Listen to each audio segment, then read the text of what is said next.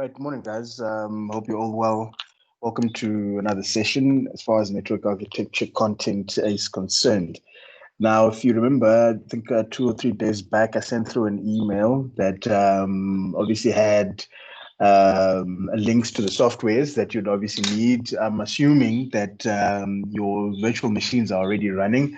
And as far as today's session is concerned, we want to typically look at what's happening as far as adding the distinctive roles for your server there is concerned. And ultimately, this will enable you to tackle the chunk of task 2 as far as your actual POE is concerned. So what we'll do today is just revisit content, and I think we'll probably might touch on what you already know. But my assumption as far as today's session is concerned is that your machines are already running. Ultimately, what I want to show you in the first hour or so is how to then add your distinctive roles and look at basic configuration as far as your server platforms is concerned, and then leave you configure your machines in the next, obviously in the remaining hour as far as today's session is concerned.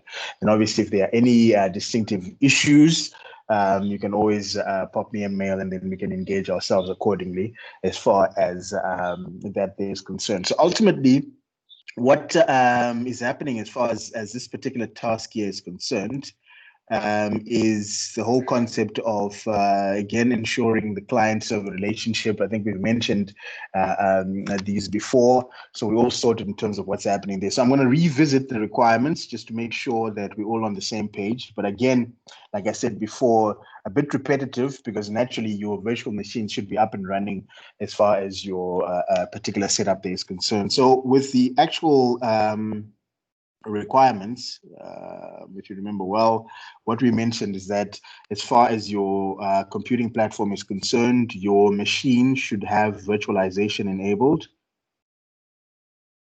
And remember, we mentioned this before to state that when you install VirtualBox on your machines, as far as the different options when it comes to the operating systems that are there, especially on the Windows platform, you should be able to view or see both 32-bit and 64-bit options listed there.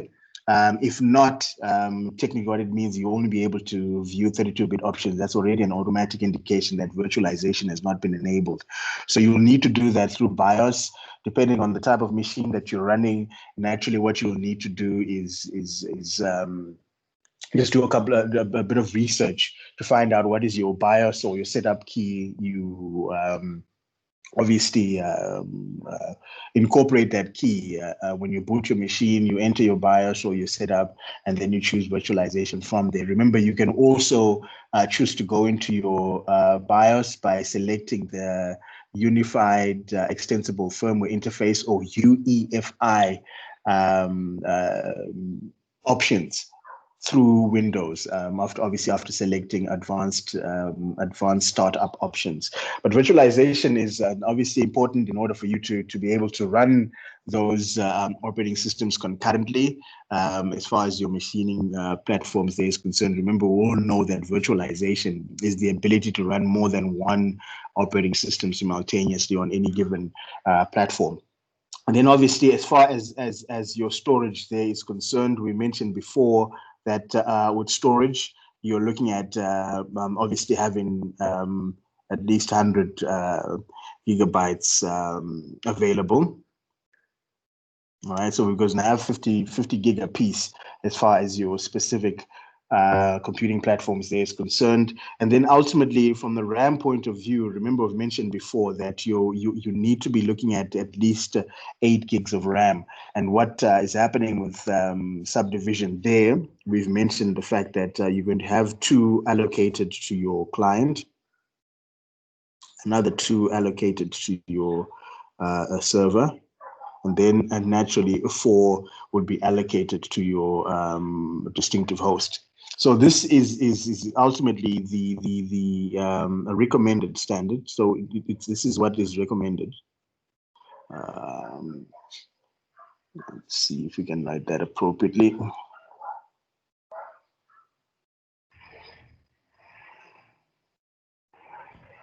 So what is actually recommended is, sorry, this is your recommendation.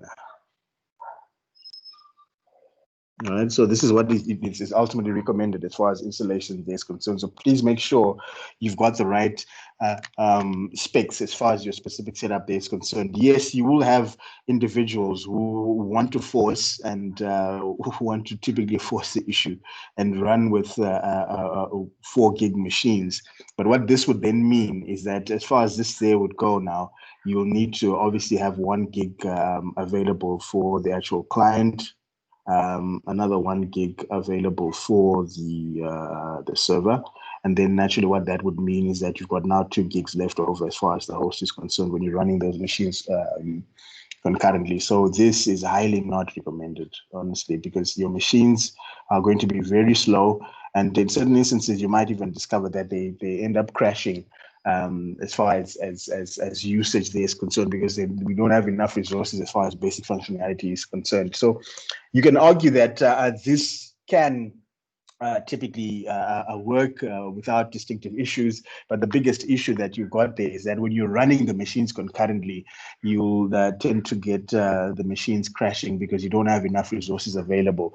So arguably, if you want to be very stubborn about it, this only works if you've got 1 machine running at a specific point in time. So obviously, what it means is you will still have the machines or the environment being a bit slow.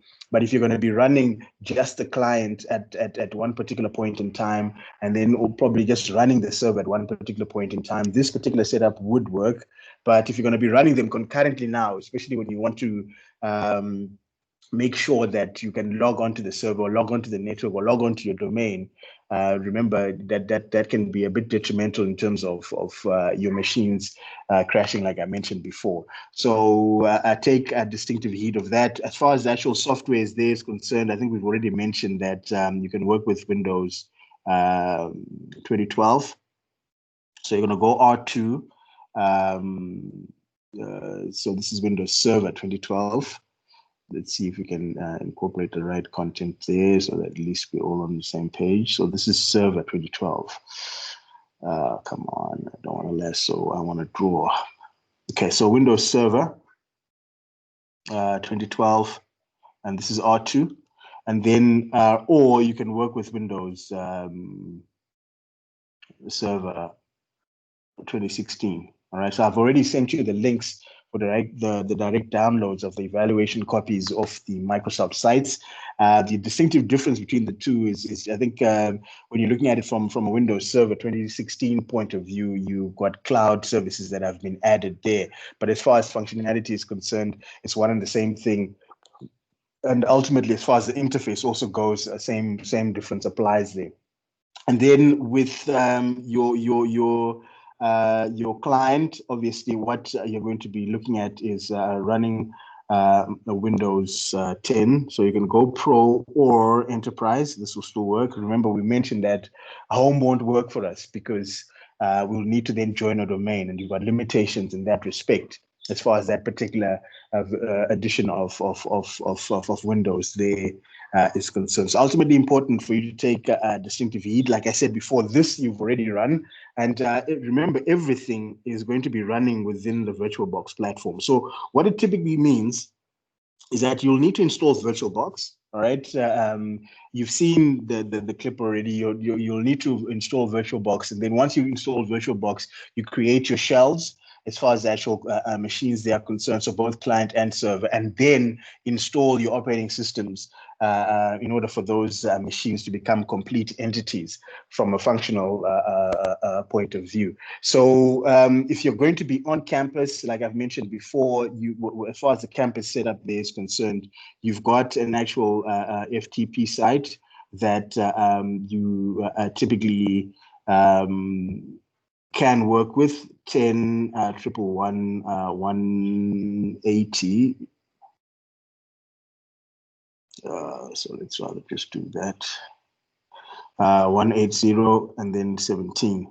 And then you can download, you should have access to all the softwares that you need as far as this particular project is concerned. But obviously, if you're going to be working from, or if you're going to be downloading or trying to access this software from without the campus environment, then naturally I've already sent the links that you need to use.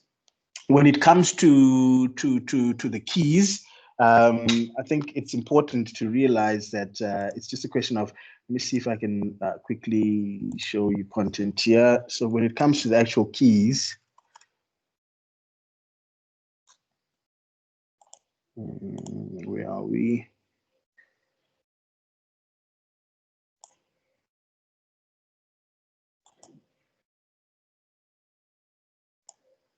So when it comes to the actual keys for this, you just search for Windows Server 2012 R2 key there. And then once you've, from the results that you'll get, what you'll need to be running with is either Windows Server Standard or Data Center. So any one of these two for the Windows 12 installation would work without any given issues. These are keys that are available directly from your Microsoft platforms there. So that shouldn't be an issue for you. So with 2012, remember, you can't literally continue installation without incorporating an actual key there. You can choose, I don't have a key for 2016, but I'll still recommend that you incorporate keys there just to avoid any discrepancies in the long run, as far as the usage there is concerned. So ultimately, you're going to go and select either data center. So there's the key for data center.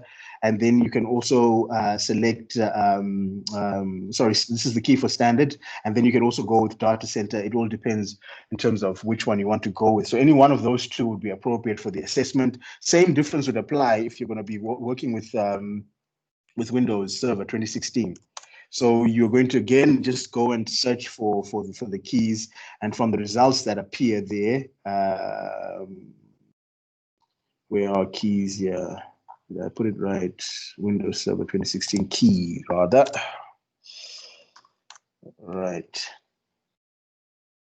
So again, same difference would apply. As you can see there, with the 2016, you've got data center and standard. Again, any one of these two would work as far as installs would go. So either data center or standard, both on the 2012 and 2016 platform, will still be applicable as far as basic usage there is concerned. So obviously, make sure you take cognizance of that fact when you're looking at installing. And the other thing as well that you'll need to take heed of, we've already mentioned this, and that's the reason why I'm saying this is a bit repetitive, because your machine should already be successfully up and running.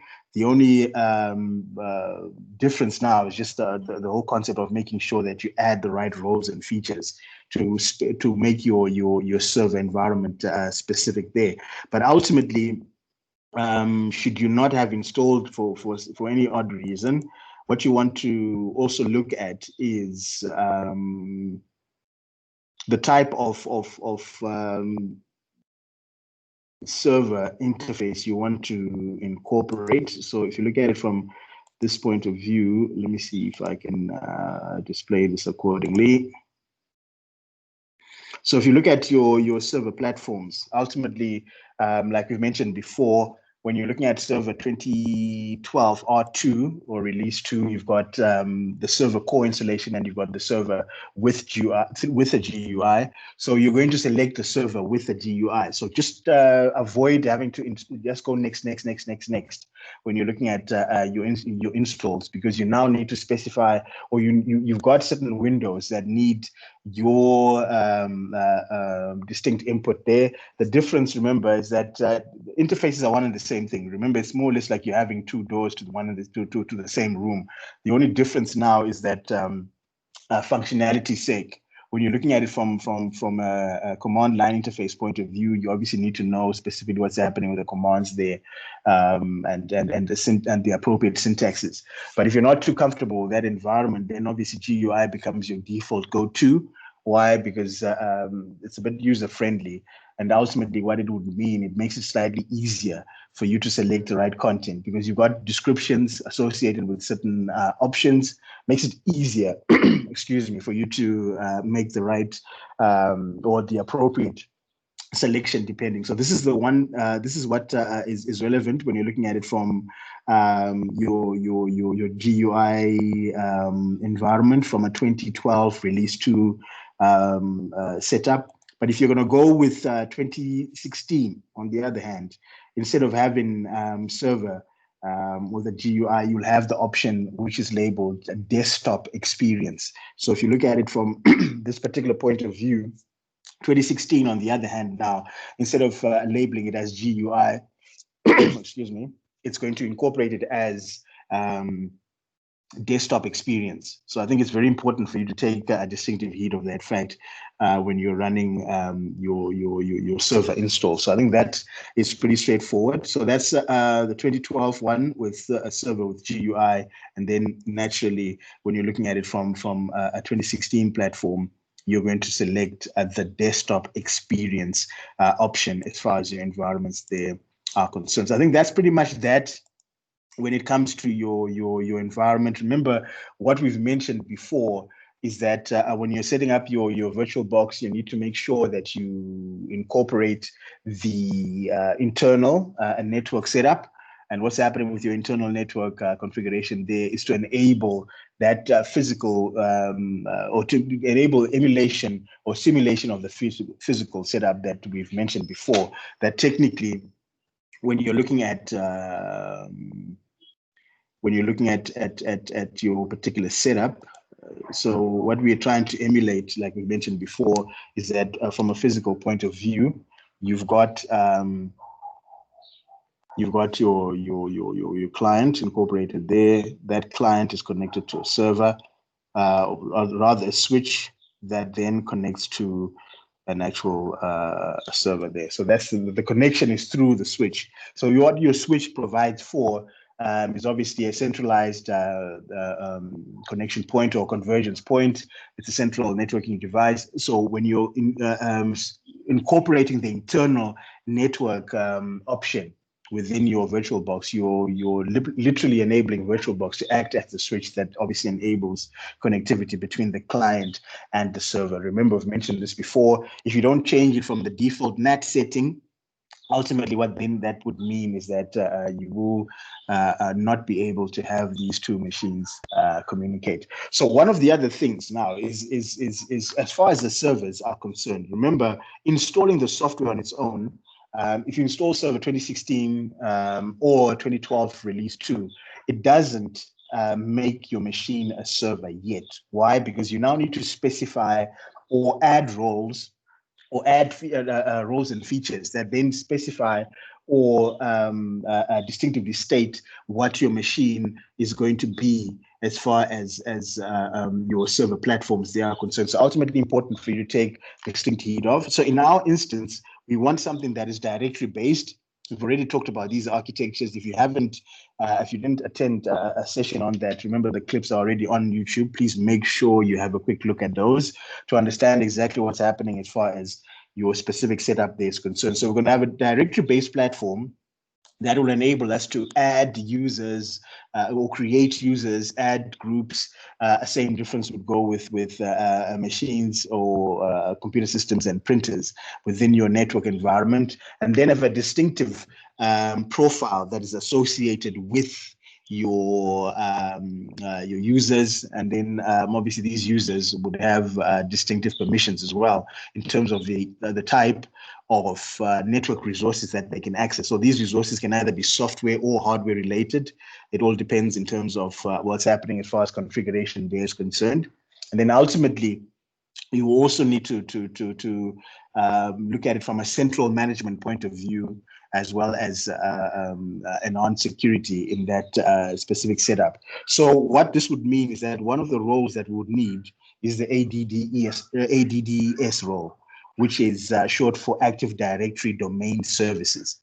And what this would then enable us to do is have our server act as a domain controller or DC.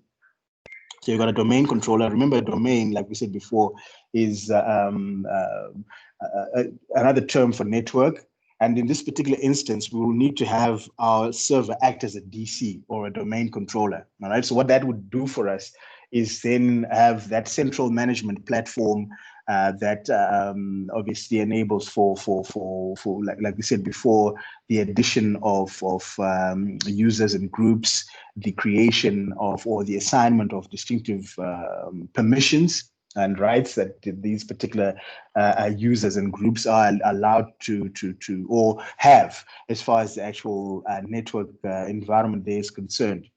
And then once that is done, I think they've even given you the format to follow. I think for your task 2 is going to be your initial and surname.com. That's the domain that you need to create. Obviously, as you create that domain, you need to incorporate a password.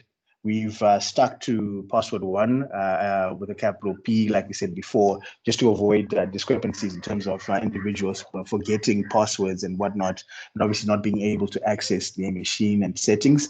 And then you obviously also need to incorporate the whole concept of static IPs, because remember, when you look at servers, when you look at so when you look at a server, when you look at a central networking device like your switch or your router, these would need to have their addresses manually or statically assigned. So that's one thing you also need to incorporate once you've installed your server before you start adding the roles. The other thing as well that you need to take into consideration is the DHCP role. And we've mentioned that this is looking at automatic assignment of IP addresses within a networked environment. And then lastly, you also want to talk about DNS, which is your domain name system, which enables translation of an IP address into an actual a website name or web name or fully qualified domain name, whichever way you look at it.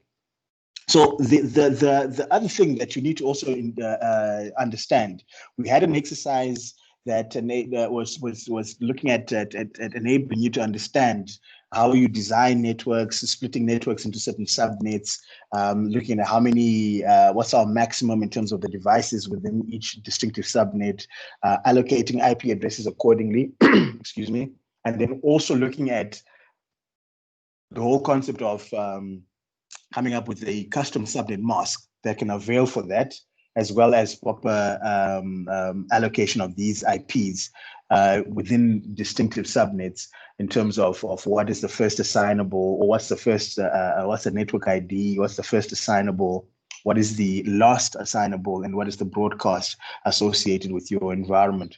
That the whole purpose was to enable you to understand again what's also happening with the whole concept of scopes. So if you look at your task there, I think your actual IP is going to be 192.168.20.2. I think this is actually going to be for your server. All right, and then I think you've got 192.168.20.1 going to be your gateway. So that's obviously going to be associated with a router. And then you also have, so this particular server environment, this is also going to be and DNS, all right? So that's the kind of setup that you've got. When it comes to DHCP configuration now, like I said before, remember with DHCP, you're looking at creating scopes, which is an IP address range that is obviously going to be automatically assigned to computer systems within the network. Remember, if you've got a proper network setup, the only devices that are supposed to be getting IP addresses automatically or from DHCP assignments or from the DHCP server are just the computer systems and possibly your printers. But I think to be more specific, your computer systems would be the default go-tos there. So ultimately, what it means is when you create a range or when you define a scope, you obviously need to take that into consideration in terms of how many machines I'm looking at, what's my subnet mask, and obviously what's happening as far as basic allocation there is concerned. So in this particular instance, the question or the task mentions that you need to at least, with whatever range you create, you need to reserve the first 10 of that range within the DHCP scope. So if you look at this particular instance, most of you might want to then say, okay, look, if my server is sitting at 2, then I can start my scope at 3. But that doesn't make much relevance, or it doesn't make for proper network design, because remember, you want to accommodate for expansion as well, right? So there could be a point in time in that network, obviously hypothetically speaking, where you need to add more servers, probably where you need to add more routers and switches. So if your scope starts at 3, it doesn't give that leeway for expansion or for growth. I think that's the reason why we also discussed that particular exercise a couple of weeks ago. So you want to ensure that my scope will start at, just for argument's sake, you can then now say, okay, look, as far as my actual scope, let me probably reserve the next 8 IPs really for functionality's sake in terms of the growth process. And I'm going to go and say maybe 8 or 10. So I could ultimately then mention that, okay, look, as far as my actual scope is concerned, let my scope start at 192.168.20, maybe .15. So this is just an example, right? So this is the start of your scope. And then maybe end at, because they didn't give you how many machines are there. So just as an argument's sake, you can just go 192.168.20, maybe .85, just for argument's sake, or just .100, whichever way you want to look at it. So maybe let's put it at .100. And that's our end. All right. So this is our distinctive scope. But within that same scope, they've mentioned that the first 10 of that range, right? So the first so here, the first 10 IPs need to be reserved. All right. So what this means is the first 10 of that range is going to be reserved. Your client is going to be getting the IP address from the server. Remember, your client is going to be DHCP enabled, right? So what does this mean? What is going to be the IP address of your client? If you're saying the first 10 within that range is going to be reserved, what is the first available IP address that is going to be allocated by default to your client? What's the first IP that is going to be allocated by default to your client there?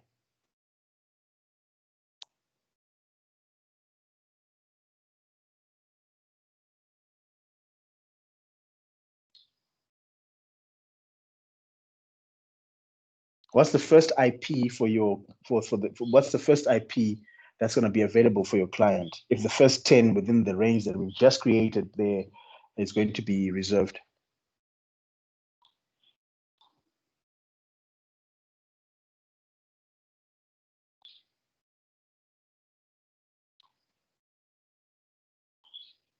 What for me there, guys? So yeah.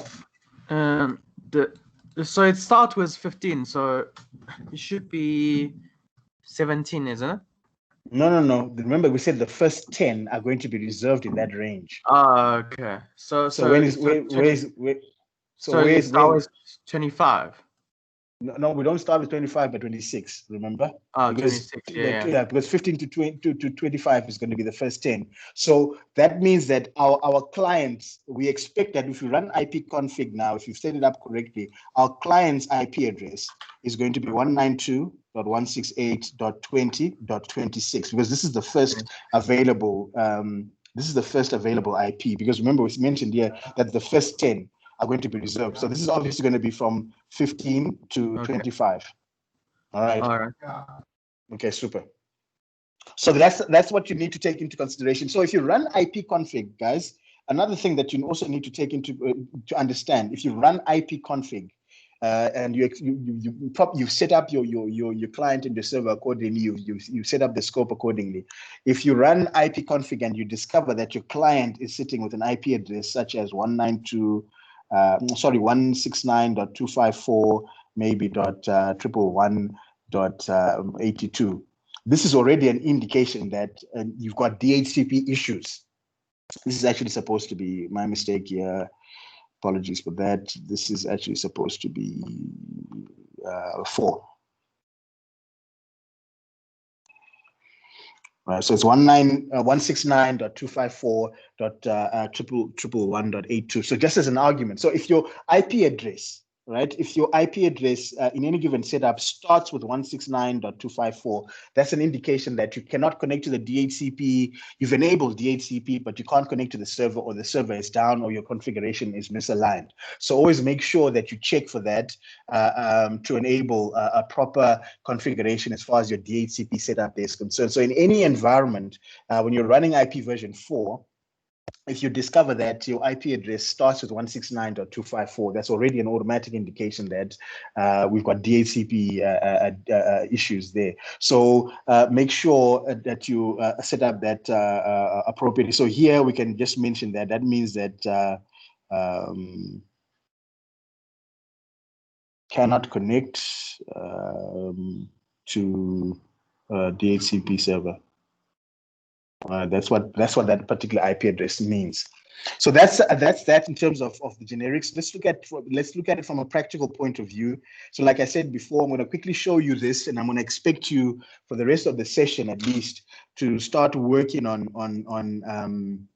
configuring your servers and understanding exactly what's happening as far as your specific setups there is concerned. So Keegan, I'm assuming that I've already answered this question. With evaluation experience, you're going to go with either data center or standard. And then obviously we mentioned the whole issue of the keys there. If you're going to go with 2016, the same difference applies. So data center or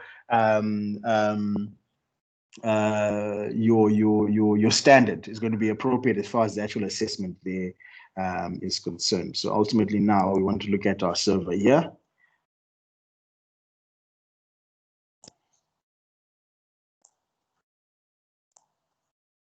All right, and remember, like we mentioned before, as far as the actual combination is concerned, what you're going to be incorporating is using the input tab in order for you to obviously select the right combination of keys. You're not going to physically hit Control, Alt, and Delete on the keyboard there.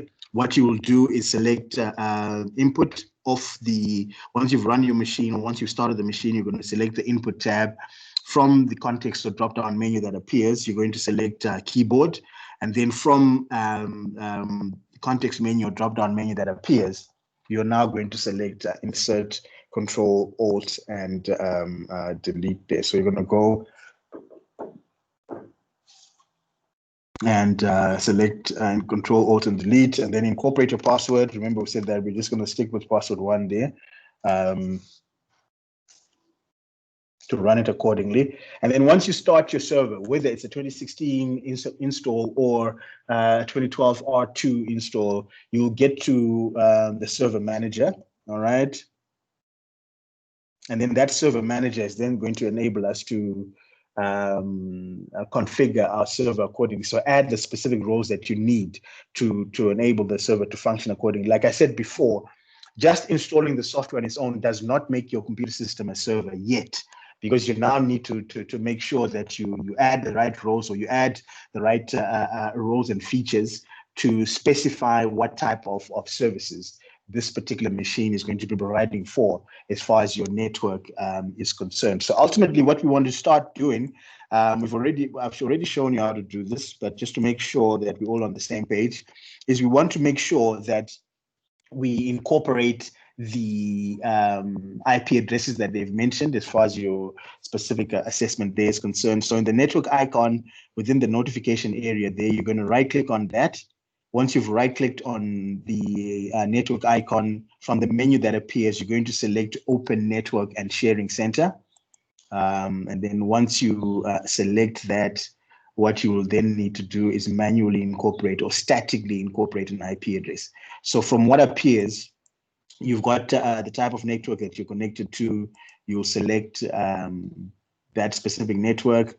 And then from the window that appears, I'm just going to click on details here for you to see what we currently have. So here it means that we've got DHCP enabled. All right, it means that our IP needs to be accessed or has been set to be accessed automatically. So whenever you run your IP config, or when you check what's happening as far as your IP address is concerned, like I said before, where you look at if you find 169.254, that's automatically an indication that you've got DHCP enabled, but you cannot connect to DHCP services for some odd reason as far as your network setup there is concerned. So what we will do is from that window that appears, you're going to select properties. And then from properties, you'll find IP version 4 listed there. So you can either double click or select, and then once you select or highlight it, you can then select the properties or click on the properties button or the properties options. And then once you've done that, you get to this particular window now that enables you to enter your IP address manually. All right, so you're going to then select use the following IP address. From there, you'll type out the IP that they've given you. So I think we are looking at 192.168.20, oopsie, dot 20.2, and then note that your system will automatically identify which particular class that IP address is in, and then incorporate your subnet mask automatically. So all you have to do is just click on the subnet mask section there. And as you can see, it automatically populates with the Class C default subnet mask. If you are in a scenario where you're running or you're configuring a custom subnet mask, you can then obviously change accordingly, dependent on the scenario or the setup that you've got. And then they've given us a gateway here, which is 192.168. 20 and 1, and I think DNS has been set to 192.168.20 and then 2 again. All right, so you'll need to obviously take a screenshot of this. Remember, you're going to be taking screenshots of distinctive steps and procedures associated with the questions that they ask of you. Once you've incorporated those screenshots, or once you've taken those screenshots, you then need to incorporate them into the Word document that you'll submit as far as content is concerned. So just remember, guys, that from a submission point of view, you'll only use VC-Learn for generating the safe assign report, but not for submission. And then you submit both the safe assign report plus your Word, not PDF document on Teams. And just make sure you take heed of that, the safe assign setup is only to generate your safe assign report, which you will then submit with your Word document, not PDF, with your Word document on Teams when the actual due dates arrive as far as your assessment day is concerned. So you're going to then take a screenshot of this, and then once you do that, you obviously click on OK. You close that. We're gonna, before we even close this section, if you select details now, you can already see that the IP address has been changed accordingly. We've got our default gateway set up, we've got our DNS set up, and then we've got an IP address that is there. So you'll discover that when we add these specific roles, we might still encounter the previous auto configuration IP, which is the 169.254 setup. And then probably only distinctively changes on the dashboard when you restart your machine. But ultimately, your IP address there has already been changed. So even if you want to run IP config, for instance, so if you go CMD and you run IP config there, maybe let's just use the whole section, you'll find that your IP address, the IP address version 4, has been already changed. So if 192 rather than 168.22.20.2, and then you've got your gateway.20.1, and then you obviously have the DNS server set to .2. So this is already registered as far as your specific system platform there is concerned. So ultimately, you'll discover that on the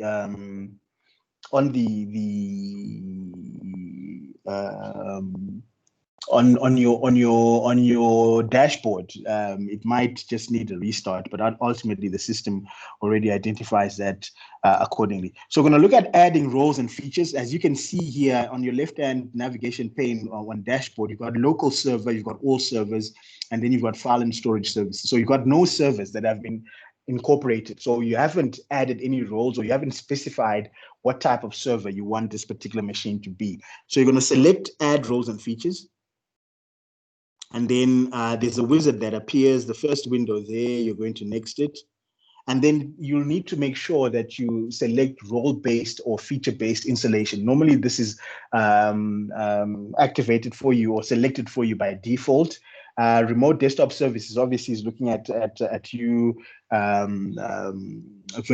looking at a virtual environment in certain instances, and naturally looking at connectivity from a remote setup. We're not looking at that particular environment. So what we actually want to look at is adding roles and services and features. So role-based or feature-based installation is your default go-to there. You're going to next that.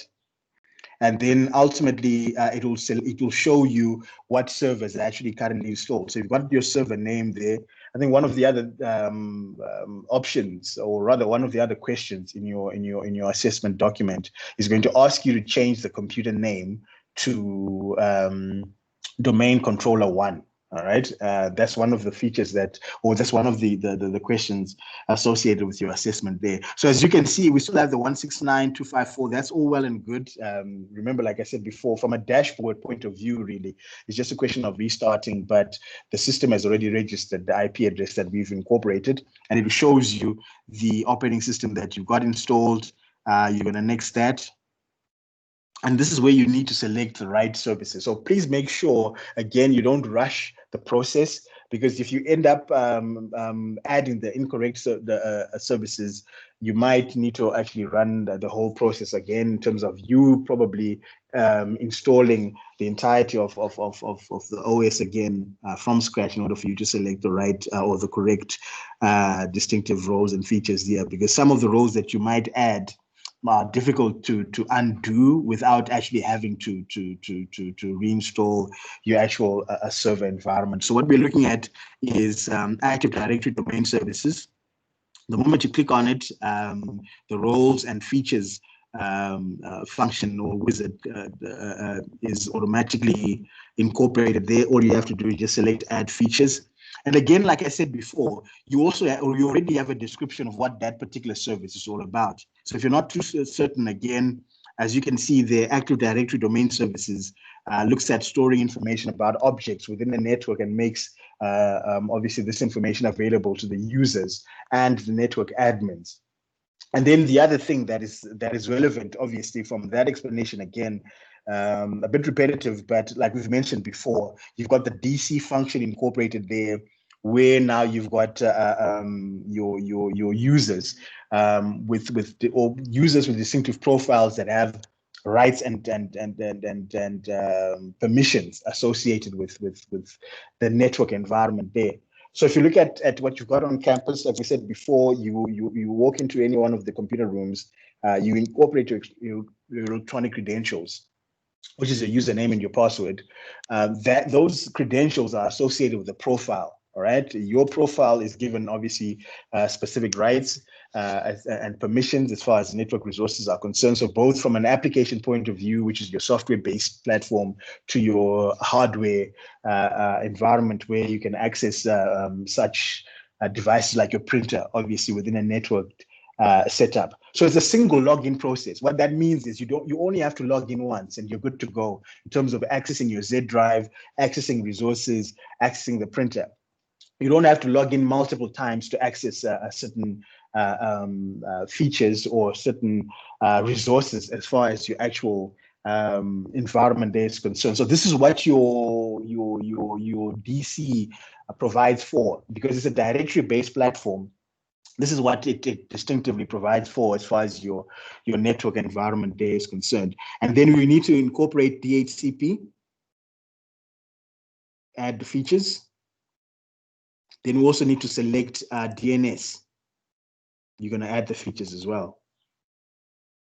So you got your three selected there, the three main. You'll find that file and storage services already automatically selected there because you also need to create a mapped drive. So you'll be working with the files and storage section as well as far as your particular configuration there is concerned. So ultimately, you've got Active Directory, domain services, you've got DHCP, you've got DNS, and once that is incorporated, you next that. And then from your feature section, you leave as is, you just next. And then it now gives you a summary that you're going to go with ADDS, you're going to go with DHCP, you're going to go with DNS as well. So it's just a question of selecting next until you get to install. So next that, you next that, you next that, and then you need to look at installation. So it gives you a summary of what you're going to be installing. And then you just need to select install and then you're good to go. So once this is done accordingly, you should find that on your dashboard section here. So let's just move this to the side a bit. On your dashboard section here, where it says local server, all servers, file and storage, you'll discover that the specific servers that you've selected or the services that you've selected would be listed there to enable or as distinctive relevance in terms of what this particular machine is going to be acting as. So dependent on configuration, should take a few minutes or so as far as basic installs would go. And then once that is done, I'll then show you what to do in terms of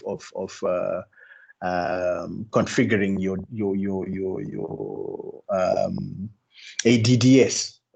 Typically promoting this particular server into a domain controller, and then you can do research in terms of what's happening, how you would configure a scope, how you would work with the scope, and how you would then configure I think your DNS setup, if I'm not mistaken, and then also look now at like we said before, changing the computer name, and then ensuring that there's a natural link between client and server, right? So while that is running there in the background, do we have any questions thus far? Any questions or contributions thus far from the floor?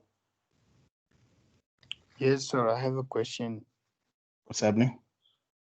So I've already installed my software, like my server and my Windows, but in my client. But I was trying to run it or to start it, and I couldn't. I don't know if after the section I can I can share my screen with you, so you can help me on this one.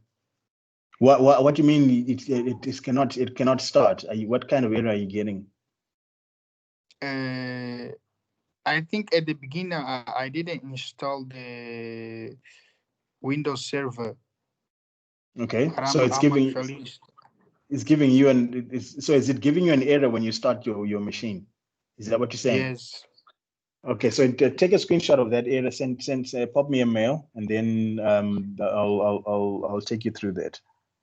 Okay, sir. Okay. Ebuka, what's happening there? So I just have a small question, sir. So I see, while we're going through all these processes, that you need the ISO file of the Windows edition that you use. Yes. So you need so with the softwares that you're downloading, remember they are all ISOs. You're not using executables. You're using an ISO. So Yes. an ISO is a disk image. So when you start your machines, you need to specify, you need to have already downloaded the ISO, and you need to then specify where the ISOs are. So this is the clip that I asked you to have a quick look at before attending this session. If you remember the email that I sent, I think 2 or 3 days ago, had the actual step-by-step guide in terms of how you can how you create your machine and then how you install the actual software. Okay. So it means that I have to now, because at the moment I use Windows 10, but then I don't have the ISO disk. So does it mean that I have to like re-download it? Yes, you have to download the ISO disk. So remember I've given you the links. If you look at the were you able to get the email that I sent 2 days ago? Yes, I Okay. actually watched the video, so I wanted to So just make sure if there isn't like a way I can in the Windows that I already have right now with me already no, you're installed. gonna So, but now need I'm yeah. yes. So you were Yes, I'm saying? listening. Oh no. So Now, what I was I was saying, okay, go ahead. I was saying if there was a way that we could, use the already installed Windows 10 Pro, but then I've realized that there's no way. We actually need the main ISO file. So Yes, you need I'll the try to ISO file download because it. remember, because remember you're going to be working within VirtualBox. You're not using your host for this. You're going to be installing your machines within VirtualBox. That's the reason why you need the ISO. So the Windows 10 that you've got is acting as the software for the host. But we now need to make sure that we install our VirtualBox first, and then within VirtualBox we create the machines that we will need to install using ISO files. Yeah. Okay. Is that making sense? I'll get it done. Yeah, it makes sense now. Okay, cool. Thank you. Prashik, what's happening there? So which version of VirtualBox are you using? 6.1.14. Okay. But it doesn't really matter, really. Whichever version that you get, it should still function without any issues. But if you want to look at it from a latest point of view, it's 6.1.14 that I'm currently running, and that's the one that is available off the actual site currently. But they've got all the additions should you be experiencing problems with the latest versions. All right. Thank you, sir. Okay, cool. Sorry, sir. Yes, Abelina. I'm just trying to screenshot my computer now. The error it's giving me is saying fatal. No. Yeah, it means so it means you didn't select when you booted your machine, you didn't select where it's going to be booting from, or you didn't select the ISO location. That's the reason why it's giving you that. So what you'll then need to do is that in your VirtualBox. So let me see while this is running. Let me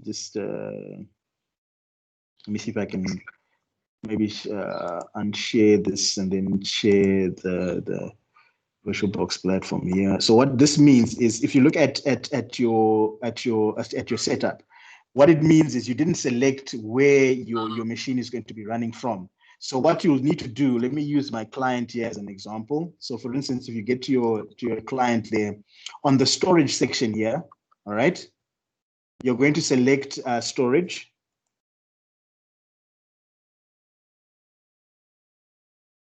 And then once you select storage, there's you'll need to, so currently it's empty, right? So you'll need to then add a specific, so you're going to select add, and then you specify now where your ISO is going to be. So I'm also going to select add here. And then obviously from the download section or from the document section there, whichever way you got, I need to then select where my ISO is going to be running from. So for instance here, then I select that. Then I obviously select open, I select choose, and then the moment I boot my machine, it's supposed to then be running from this particular ISO. All right, so I'm going to cancel that and show you again. You select your machine. Once you've selected your machine, in the description option there, you're going to select storage. All right, and then once you've selected your storage there, you're now going to add optical drive. Once you select that, you select add again, and then you specify obviously the location where your ISO is. So in this particular instance, I'm going to select that particular ISO there, click on open, make sure that's the one that is selected here as well. Click on choose, and then ultimately click on OK and run your then run your machine. So I should be able to boot from there. ultimately, if not now, what it means, Avelino, is you can just remove that client and incorporate it again. And then what you then need to do is just go machine. If that doesn't work, what I've just shown you, which it should actually, you're just going to go and select machine there, new, and then we are going to select this as, let's just say, Avelino there.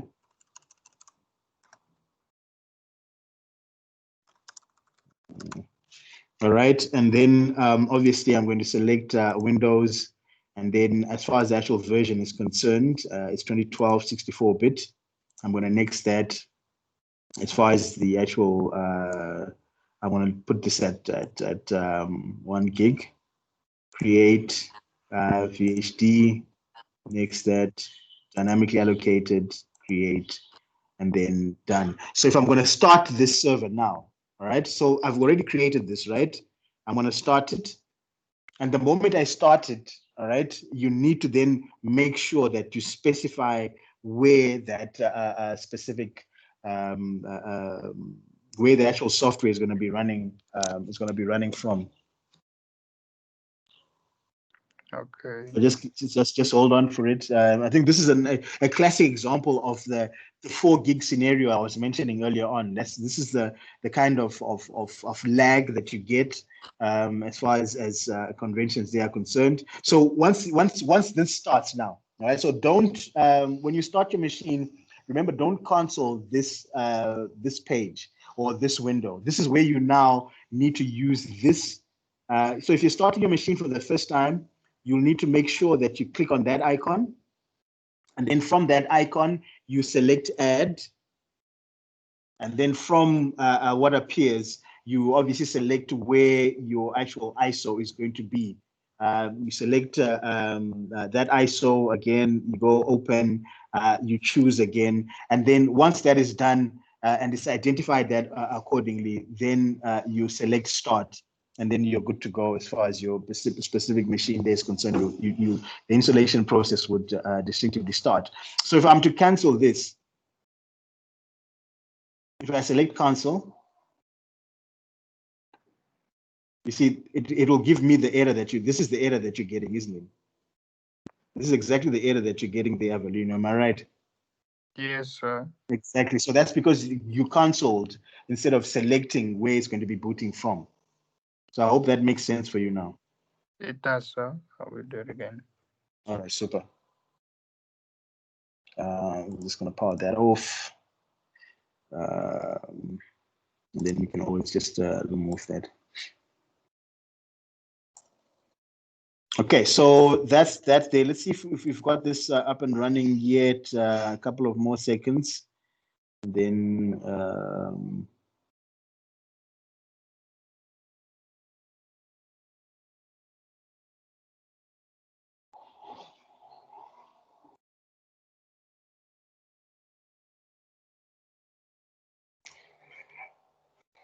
right. Do we have any other questions there from the floor there? Let me see if I can check my if something has come through on chat here. Okay, nothing. Okay, so do you have any other questions while this is completing? So basically the another files we have to download is the Windows Server 20. Yeah, Windows Server 2020. 2012 release 2 or Yes. 2016. Yes, and what is the other one? Windows 10 Pro or Enterprise. Oh, okay, sir. Good.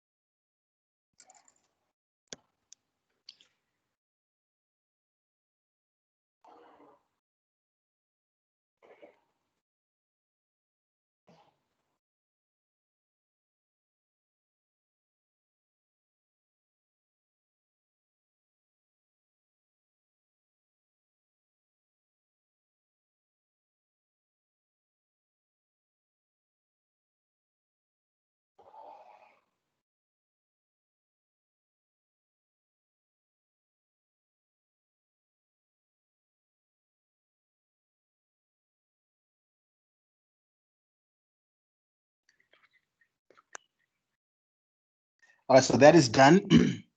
We're going to close that.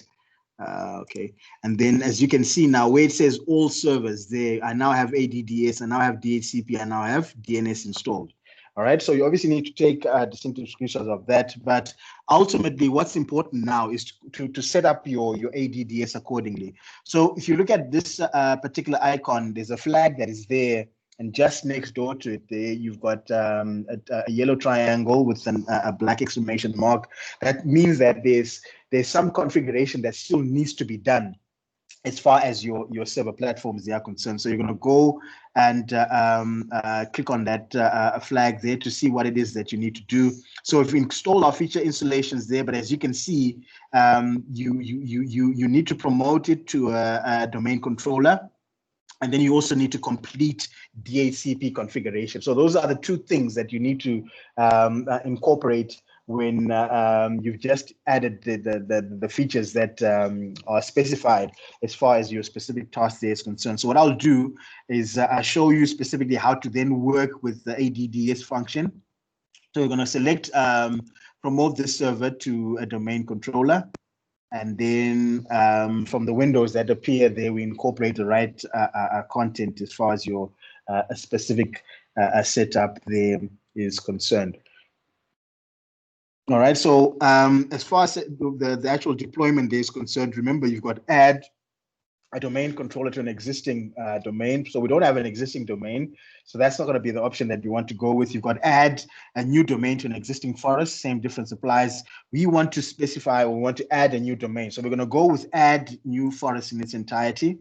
And then the domain name, like we said before, is going to have your initial and surname.com. So in my instance here, I'm just going to go Kincaid.com there. And then next that. And then ultimately, I'll need to incorporate the distinctive or right password as far as conventions are concerned.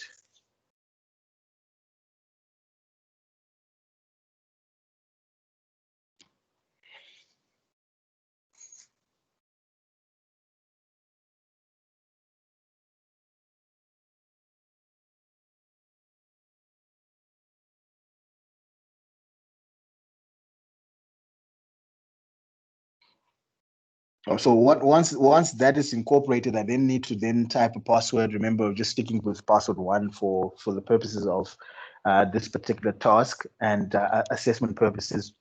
But obviously, ultimately, in your own personal and professional spaces, you'd obviously need to incorporate a more secure password.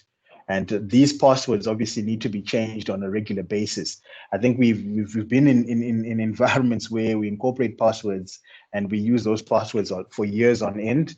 Naturally, in order for your environments to be more secure, you need to have these passwords regularly changed, sometimes even on a weekly basis, dependent on the actual setup that you've got there as far as your network environment would go. So I'm going to go with password 1, again with a capital P.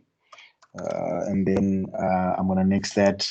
So from here on out, everything else is going to be automatically populated. So you're just going to go next until you get to install. So the net BIOS name, again, is going to be automatically populated with the initial name that you specified for your domain. So remember, I use Kincaid.com. It means my net BIOS name there is going to be just listed as Kincaid. Then we're going to next that. So we're just nexting all the way through until we distinctively get to install. So prerequisites.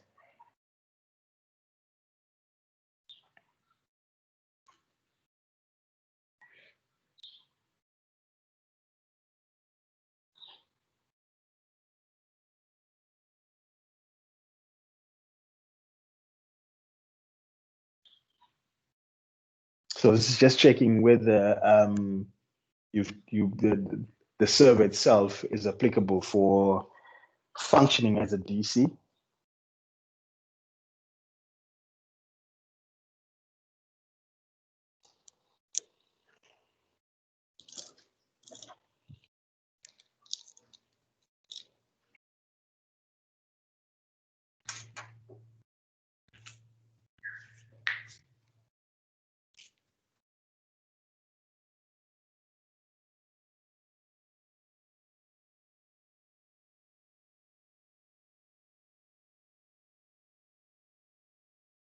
So once we've been given the go-ahead or that the green light appears there, we look at installation, and again, next couple of minutes, that install should be complete, and then automatically ask for a restart to make sure that all the changes are incorporated accordingly. And then you'll see the difference now in terms of the login process, one and the same thing. The only difference now is that you'll be logging onto a domain as opposed to an actual, just as opposed to a local server there.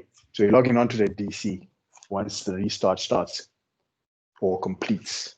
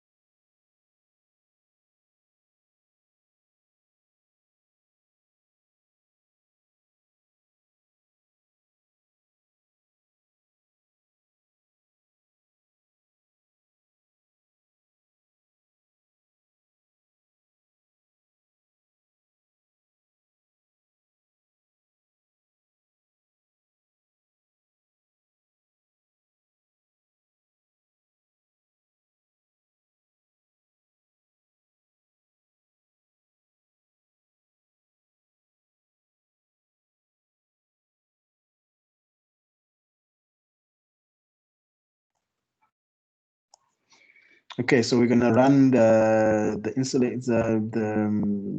login process again, and I want you to note something now. Remember, last time when we logged in, it was just listed as administrator, which was a local account, right?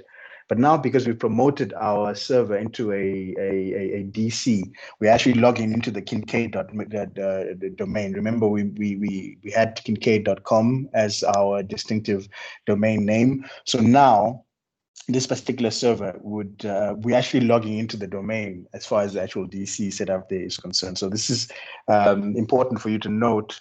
If you've run your configuration accordingly, you'll now need to be logging into the actual domain that you've created there.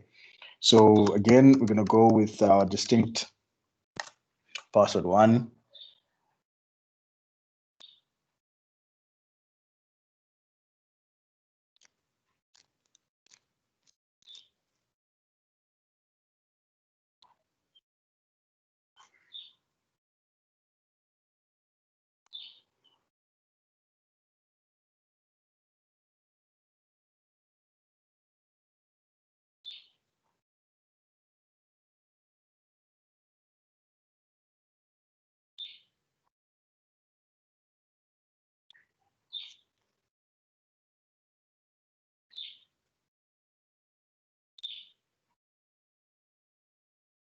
So that means now, as far as configuration is concerned, the only thing that is left is the DHCP.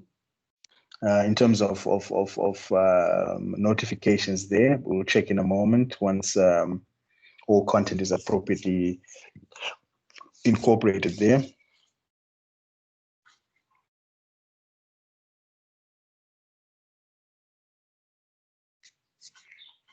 Probably while that is running,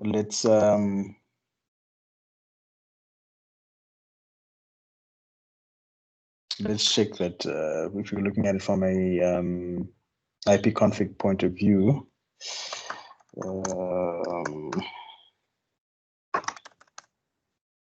As you can see now, right on top there, if we scroll up, your DNS suffix now, we've got kincaid.com as an actual domain that we've created. So this already shows that our machine is acting as a distinctive DC there. So you'll need to take a screenshot of this as well as part and parcel of displaying your promotion of your server to a DC there.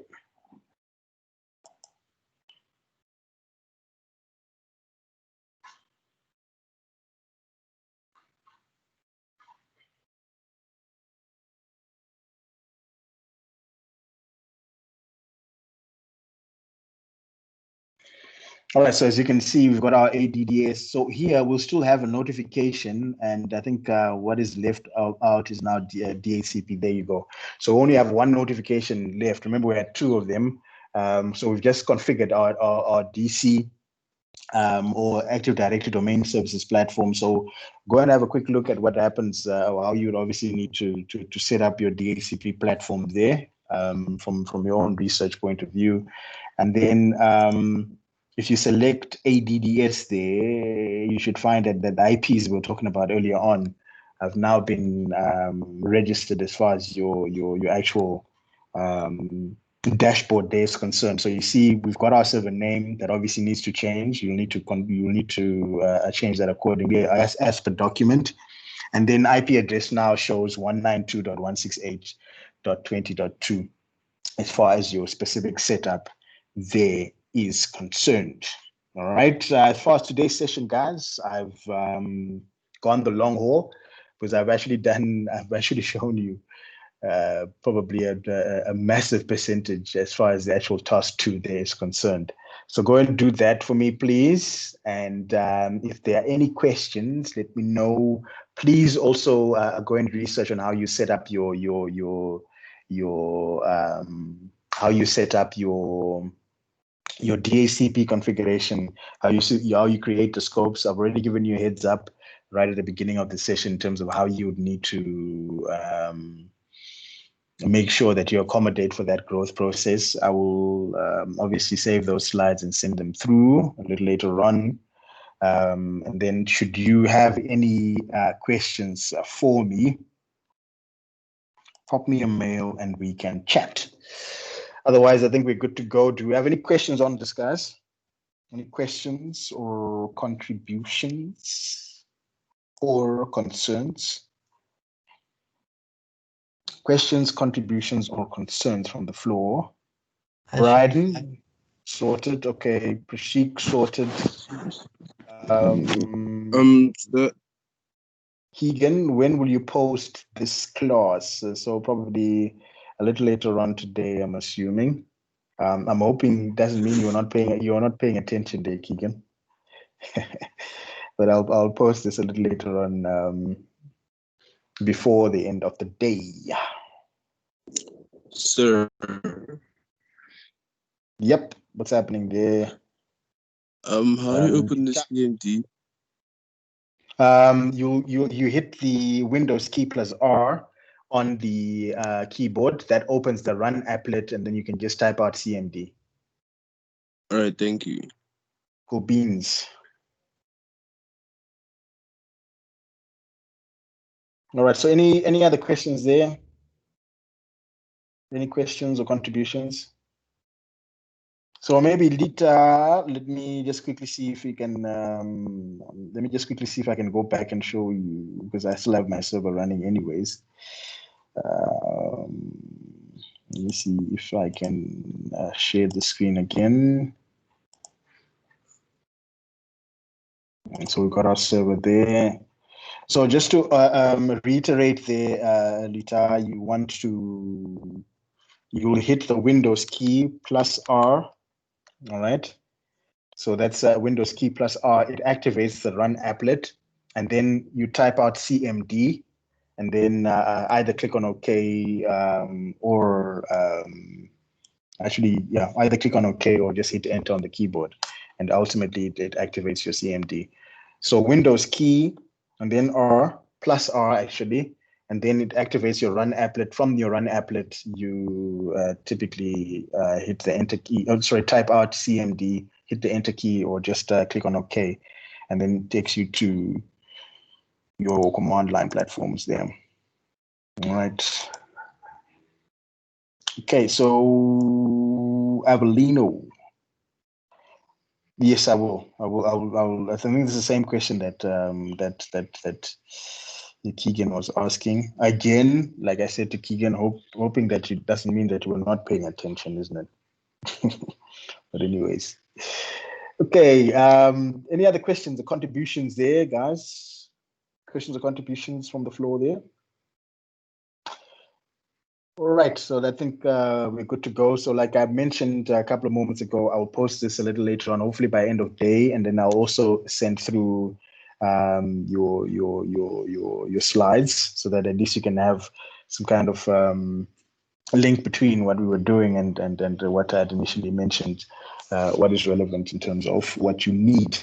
But otherwise, in that case, let's stay safe, stay positive, keep smiling, and be of good spirits. We'll see you in the next session. I think that should be about a week or so from now, because I think next week it's vacation, right?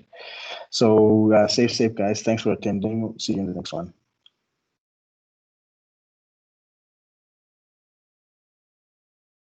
Thank you, sir. Cheers, guys.